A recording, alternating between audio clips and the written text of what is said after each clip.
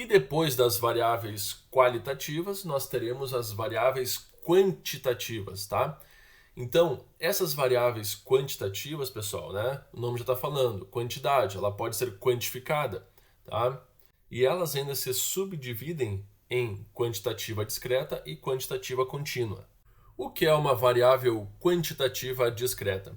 Pessoal, toda variável que expressa uma quantidade, tá? E que pode assumir valores somente inteiros é uma quantitativa discreta, tá? Então ela é gerada pelo processo de contagem. Vamos ver alguns exemplos aqui para todo mundo entender. O número de veículos que passa em um posto de gasolina. Pessoal, dá para passar lá, sei lá, chegou 1/3 de um carro lá no posto de gasolina? Não, no Fuca não é 1/3 de carro, tá, pessoal? Ok? Smart Fortwo não é 1/3 de carro, é um carro, meu. Então, o número de veículos que passam em um posto de gasolina não pode ser um valor quebrado. Vamos supor lá, passou num dia 500 carros num posto de gasolina. Não passou 500 carros e meio. Então, esta é uma variável que ela é quantitativa e como ela não pode ser um valor quebrado, ela é discreta, ok? Quantitativa discreta. Outro exemplo, o número de estudantes nesta sala de aula. Bom, sei lá, tem 25 pessoas e meia. Ah, professor, mas o fulano lá é muito magrinho, ele vale por meia pessoa. Não tem nada a ver. Tá ok, pessoal? Beleza? Então, brincadeiras à parte, né, vocês têm que entender que a variável quantitativa discreta, ela não pode ser um valor quebrado, tá? Somente valores inteiros. Número de refeições em um dia. Ah, o cara fez nenhuma refeição, fez uma, fez duas, fez três. Ah, professor, mas eu me servi, né? Eu servi meu prato e não consegui comer tudo, então não vale como uma refeição. Nada a ver, pessoal. Uma refeição é você se alimentar, ok? Naquele horário, se alimenta, ok? Fez uma refeição. Não interessa se sobrou, não interessa se repetiu, ok? Então, o número de refeições também não pode ser quebrado. Frequência de consumo semanal de determinado alimento. Ah, sei lá, eu comi maçã uma vez na semana. Comi 2 vezes na semana. 3 vezes na semana. Ah, professor, mas eu comi só metade. Ah, tá. Ok, já entenderam a moral da história, tá, pessoal? Então, repetindo, variável quantitativa discreta só pode assumir valores inteiros, ok? Então, adivinha o que é a variável quantitativa contínua? É aquela que pode assumir valores quebrados, ou seja, valores com vírgula, tá? E normalmente ela é gerada por um processo de medição, ok? Normalmente a discreta é por contagem e a contínua por medição. Tá? Exemplos, ó. O volume de água em um reservatório. O volume de água em um reservatório. Vamos lá, vamos pensar numa caixa d'água. Tá? Uma caixa d'água na sua casa tem 500 litros. Aí você vai lá e abre a torneirinha por um certo tempo e fecha, ok? Aí vamos ver a quantidade de água que ainda tem nessa caixa d'água. Será que essa quantidade que sobrou na caixa d'água é um valor inteiro ou um valor quebrado? Pode ser os dois, pode ser inteiro e pode ser quebrado.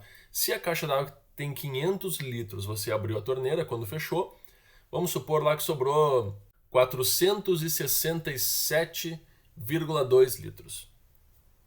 Ok, é um valor quebrado, pode ter sobrado isso, sem problema. Assim como pode ter sobrado exatamente 450 litros, tá? Então, é a mesma coisa você pegar uma garrafinha de água de 500 ml, essas que a gente toma no dia a dia, no rótulo dela diz assim, 500 ml. Será que tem exatamente 500 ml dentro da garrafinha? Pode ser que tenha 500,01? Pode. Pode ser que a máquina que encheu essa garrafinha não esteja perfeitamente regulada, encheu um pouquinho para mais, um pouquinho para menos. Então, isso são quantidades quebradas, tá? Ou seja, variável quantitativa contínua. O peso de um pacote de cereal. Quando você vai no mercado, compra um pacote de cereal, um pacote de bolacha, sei lá, diz lá 200 gramas. Será que tem exatamente 200 gramas? Não, pode ter 199,8 gramas. pode ter 200,03 gramas e assim por diante. Então, não necessariamente é um valor inteiro. A estatura de uma pessoa, bom, uma pessoa pode ter 1,70 m, mas ela pode também ter 1,70 m e mais um pouquinho, né? Ok? 1,70 m e alguns milímetros, certo? A gente arredonda sempre, né? 1,70 m, 1,71 m, tá? Mas ela pode ter um valor quebrado, sem problema nenhum, tá? O salário de uma pessoa, a pessoa recebe o salário sempre um valor inteiro? Ou ela pode receber um salário, sei lá, vamos supor, 3.700 com 25 centavos? Pode? Pode sim. Não necessariamente o valor vai ser, eu ganho 5.000 redondinho, bonitinho, 5.000,00. Pode ser como pode não ser, tá? Então, tudo aquilo que pode ser inteiro e pode também ser quebrado é quantitativa contínua, tá? Então, o último exemplinho, a circunferência da cintura. Então, você vai medir lá a circunferência da cintura em centímetros, né? Não necessariamente vai dar um valor inteiro, vai dar alguns centímetros e alguns milímetros, tá? Entendido, pessoal? Muito bem. Então, para finalizar, vamos fazer 2 exemplos, tá? Exemplo 1. Preencha o quadro abaixo em VQO, variável qualitativa ordinal,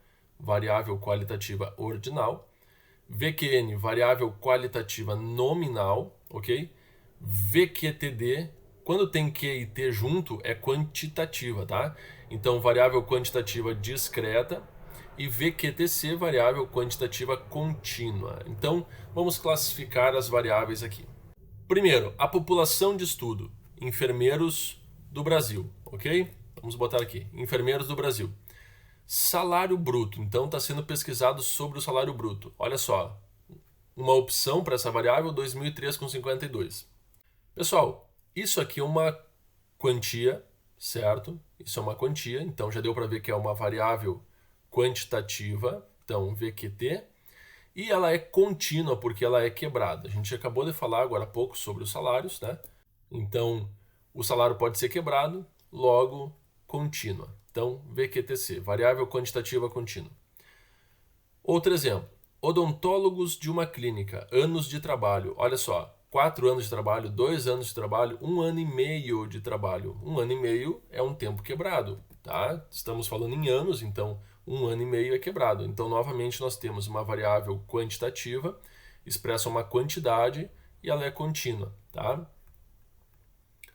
Professores do curso de farmácia, por exemplo, né, de uma universidade, a quantidade de produção científica que esses professores têm, ou seja, artigos, etc.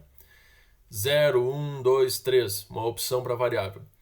Tem como um professor ter uma produção e meia? Não. Ou ele tem uma ou ele tem 2 produções, certo? Então isso aqui é uma variável quantitativa discreta. É uma quantidade, só que não pode ser valor quebrado, então é discreto. Funcionários de um hospital. Tá? O tipo sanguíneo desses funcionários desse hospital. A, B e O. Bom, não existe ordem aqui.